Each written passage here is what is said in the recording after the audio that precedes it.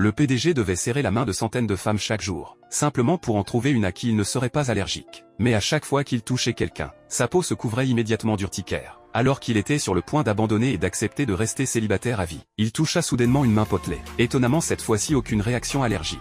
Dans son excitation, il serra accidentellement un peu trop fort, et une femme de 90 kilos surgit de derrière le paravent. Le PDG ne s'attendait vraiment pas à ce que la seule femme à qui il n'était pas allergique soit une femme forte. Sa mère était folle de joie, et le poussa immédiatement à avoir un enfant avec elle, pour que la fortune familiale de 1000 milliards d'euros puisse avoir un héritier. Mais le PDG n'arrivait pas à s'intéresser à elle. Ce que personne ne savait, c'est que cette femme ronde était autrefois un mannequin mince. Elle avait pris tout ce poids pour sauver son enfant malade. Et c'était la femme que le PDG cherchait depuis plus de 6 ans. Il y a 6 ans, il avait rencontré une femme mystérieuse. Et tout ce dont il se souvenait c'était la beauté de ses yeux. Quand il se réveilla et se prépara à partir, laissant derrière elle un pendentif de jade sur le lit. Il pensait qu'elle viendrait le retrouver grâce à celui-ci. Mais 6 ans s'étaient écoulés. Et même avec toutes ses ressources il n'avait pas pu la retrouver. Sa mère supposait que la femme avait peut-être changé de visage. Ou qu'elle n'était peut-être même plus en vie. Mais la vérité était qu'elle n'avait pas disparu. Elle avait simplement pris volontairement 90 kilos. Sa fille souffrait d'un trouble de la coagulation sanguine. Et ce n'est qu'en prenant suffisamment de poids que la mère pouvait produire assez de sang pour les transfusions. Un jour, dans un restaurant de nouilles elle avala 4 bols d'affilée. Le propriétaire fronça les sourcils et dit « C'est à volonté.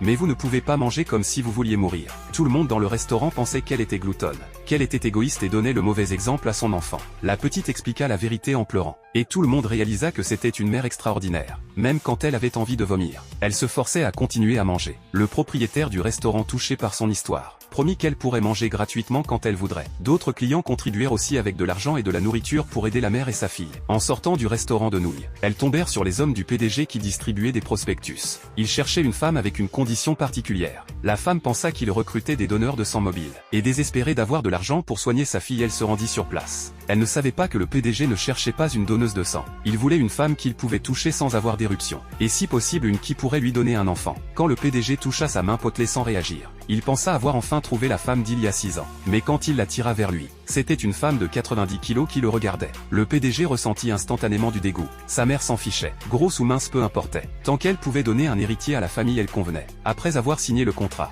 les deux furent envoyés dans la suite nuptiale. La femme pensait toujours qu'elle était là pour une prise de sang. Anxieuse d'obtenir l'argent pour le traitement de sa fille, elle pressa. « Dépêchez-vous, finissons en 1 minute. » Le PDG ne s'était jamais senti aussi insulté de sa vie. Il ne voulait même pas continuer. Mais sa mère avait anticipé cela, et avait secrètement drogué sa boisson. Maintenant son corps brûlait. Et quand il regarda dans ses yeux familiers il hésita. Mais la femme le prenait pour un vampire, et lui donna une gifle retentissante. Cette gifle le dégrisa instantanément.